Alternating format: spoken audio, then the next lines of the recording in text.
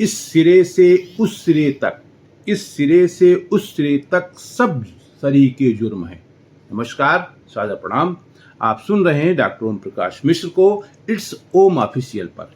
ये वो चैनल है जिसे फेसलेस कहा जाता है, जहां आप समाचार को बेचते नहीं और न ही किसी तरह का शोर करते, क्योंकि हमारा उद्देश्य संवाद स्थापित करना है। यहाँ चेहरा नहीं है लेकिन विश्वसनीयता है, चमक नहीं है लेकिन गंभीरता है। ये सब इसलिए है क्योंकि हमने समाचार को सूचना, ज्ञान और जनहित का माध्यम बनाने का संकल्प लिया है। तो आइए इसी संकल्प को आगे बढ़ाते हुए विश्लेषण करें राष्ट्रीय स्वयंसेवक संघ के सरकार्यवाह यानी कि जनरल सेक्रेटरी दत्तात्रेय होसबोले की उस बात का, जिसमें उन्होंने अभी 3 दिन पहले कहा था कि चढ़ावा चोरी से हम सभी बहुत दुखी और आक्रोशित हैं। इस अयोध्या चढ़ावा कांड से राम भक्तों की भावनाएं और श्रद्धा आहत हुई है। उन्होंने आगे कहा कि उनका भरोसा बचाना जरूरी है। इसी के साथ दत्तात्रेय होसबोले ने आगे कहा कि हिंदू विरोधी और राष्ट्र विरोधी ताकतें इस घटना का फायदा उठाकर हिंदू धर्म को बदनाम करने की कोशिश कर रही हैं। वैसे क्या ही अच्छा होता कि वो ये भी बताते कि वो कौन सी शक्तियां हैं जो इस अत्यंत निंदनीय घटना से अवसर का रास्ता खोज रही हैं। संघ के सरकार्यवाह का बयान घटना के करीब 15 दिनों बाद तब आया जब सरयू नदी का पानी तेजी के साथ हिलोरे लेने लगा, जब अयोध्या के लोग आहत हो उठे, जब अयोध्या के वकीलों का एक समूह नामजद और गैर नामजद लोगों की पैरवी न करने का बीड़ा उठाकर सड़कों पर आ गया, जब पूरे देश के और विदेश के हिंदुओं की भावनाएं चीखने लगी, तब आया है ये बयान।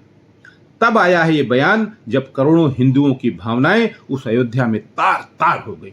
जो अयोध्या प्रभु राम की मर्यादा के लिए जानी जाती है, वही प्रभु राम जो सनातन और हिंदुत्व के वाहक हैं, वही प्रभु राम जिन्होंने मात्र एक व्यक्ति के कहने पर अपनी पत्नी सीता को अग्नि परीक्षा देने का आदेश दे दिया था।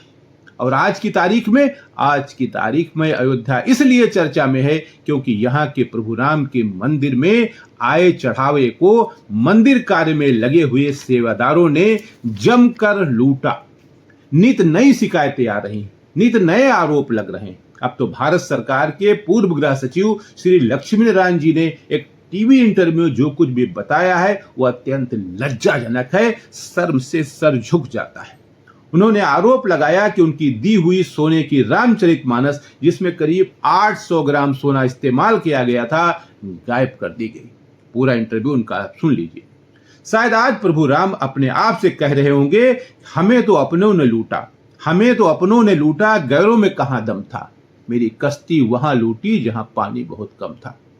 प्रभु राम के नाम पर सरकार बन गई, प्रभु राम के नाम पर लोग मालामाल हो गए, धनवान हो गए, लेकिन आम आदमी की आस्था तार तार हो गई। तभी तो संघ प्रमुख मोहन भागवत को अंततः कहना ही पड़ा, राम राम। ये बात उन्होंने तब कही जब उनसे चढ़ावा कांड पर टिप्पणी करने को कहा गया।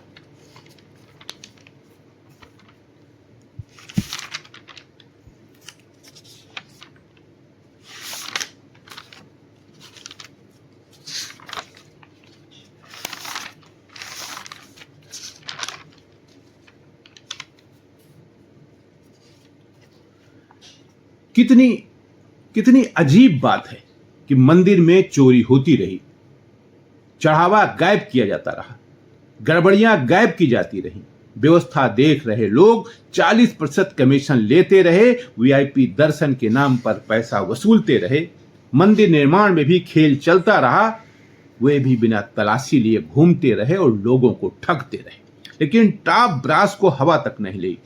उम्मीद की जा सकती है कि कल 6 जुलाई की बैठक में कोई सार्थक परिणाम निकलेगा, लेकिन मात्र इस्तीफा स्वीकार करना ही समस्या का समाधान नहीं है। अगर आरोप हैं, गंभीर आरोप हैं, तो सजा भी गंभीर होनी चाहिए, जिससे आहत लोगों की भावनाओं पर शायद मलहम लग सके। यही वजह थी कि हमने अपनी बात की शुरुआत कवि दुष्यंत की गजल से की थी, यानी इस सिरे से उस सिरे तक सब सरीके जुर्म है। आदमी या तो जमानत पर रिहा है या फरार। अब कौन फरार है या कौन जमानत पर रिहा है, ये तो कल 6 जुलाई को पता चलेगा। लेकिन फिलहाल आवश्यकता इस बात की है कि जिनकी भावनाएं आहत हुई हैं, या जिनको ये सुनकर सदमा लगा है कि राम मंदिर का चढ़ावा जो लाखों करोड़ों में था उसकी चोरी हुई है। तो ऐसे करोड़ों लोगों का भरोसा जीतना सबसे पहले आवश्यक है, क्योंकि केवल धर्म अध्यात्म की दृष्टि से ही नहीं बल्कि राम भारतीय संस्कृति के एक महत्वपूर्ण प्रतीक है। उनका निष्कलंक चरित्र, उनकी जीवन गाथा और दर्शन का गहरा असर देश के लोगों पर है। ऐसे में आवश्यक ये है कि हर उस व्यक्ति के खिलाफ कठोर कार्रवाई हो जो प्रत्यक्ष या अप्रत्यक्ष इसमें लिप्त रहा है।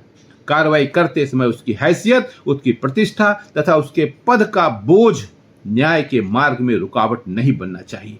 अपनी बात को एक बार फिर कब दुष्यंत की गजल के साथ ही खत्म करता हूं।